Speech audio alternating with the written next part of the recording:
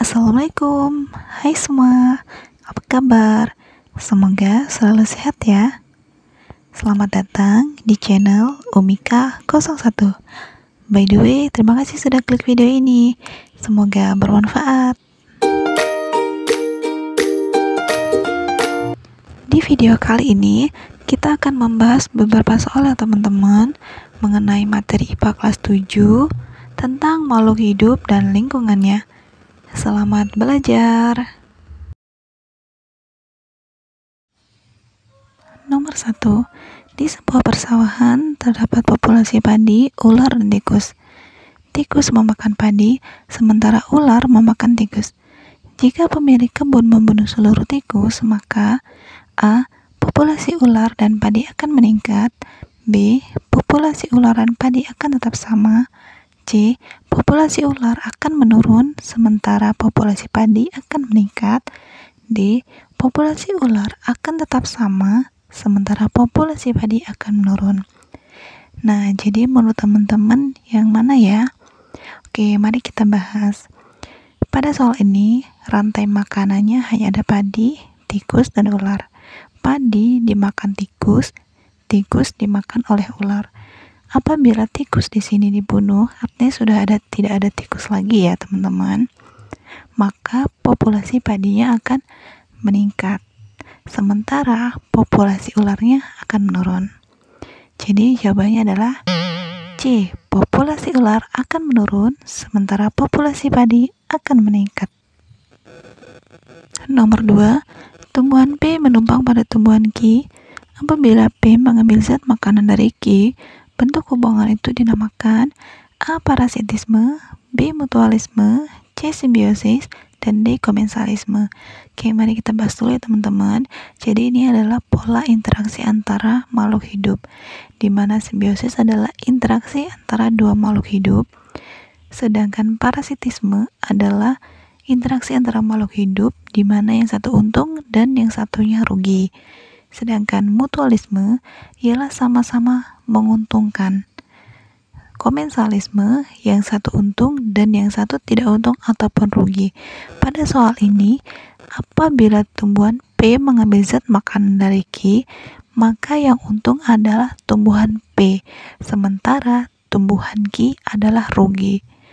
Jadi jawabannya adalah jawabannya A. Parasitisme, yang satu untung dan yang satu rugi. Nomor 3. Tumbuhan tali putri dan rafflesia dimasukkan ke dalam kelompok konsumen sebab A. Mampu mensintesis makanan sendiri, B. Hidupnya menempel pada organisme lain, C. Kandungan klorofilnya sedikit, dan D. Tidak dapat mensintesis zat makanan sendiri. Oke, kita bahas dulu ya teman-teman, apa itu konsumen. Jadi, komponen makhluk hidup itu dibagi menjadi 3. Yang pertama, produsen, konsumen, dan pengurai. Produsen adalah penghasil atau makhluk hidup yang bisa menghasilkan zat makanannya sendiri melalui proses fotosintesis, yaitu tumbuhan. Sedangkan konsumen adalah pemakai atau makhluk hidup yang tidak bisa menyintesis zat makanan sendiri sehingga mengambil dari zat makanan makhluk hidup lain. Sedangkan pengurai adalah makhluk hidup yang tugasnya menguraikan sisa-sisa organik dari makhluk hidup yang telah mati. Oke, jadi jawabannya adalah D. Tidak dapat mensintesis zat makanan sendiri. Nomor 4. Benalu adalah tumbuhan berbiji yang telah memiliki daun berwarna hijau, tetapi hidup sebagai parasit sebab kita bahas dulu ya teman-teman, kenapa benalu itu disebut sebagai parasit padahal sudah memiliki daun yang berwarna hijau. Jadi benalu ini akarnya tidak sempurna sehingga tidak mampu menyerap air dan hara langsung dari tanah. Untuk memenuhi kebutuhan akan airnya, benalu menumpang pada ranting tumbuhan jenis lain. Lalu, akarnya yang berupa alat isap atau haustoria akan menembus masuk ke dalam jaringan pengangkut tumbuhan yang ditumpanginya, sehingga tumbuhan yang ditumpanginya akan mati. Jadi kalau dari A, B, C, dan D jawabannya adalah D. Akarnya tidak mampu menyerap air di dalam tanah secara langsung.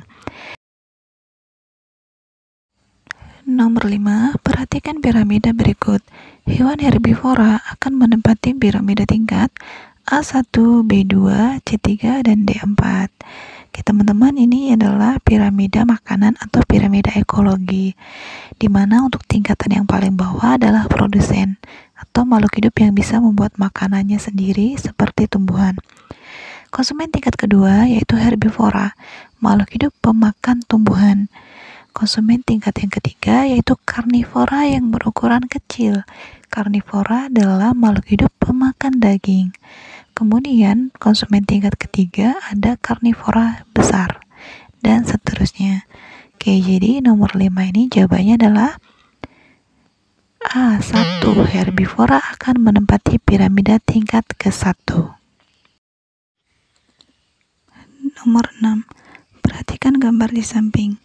Pada jaring-jaring makanan, serigala berperan sebagai A. Produsen, B. Konsumen primer atau konsumen tingkat 1, C. Konsumen sekunder atau konsumen tingkat 2, dan D. Konsumen tersier sebagai konsumen tingkat 3.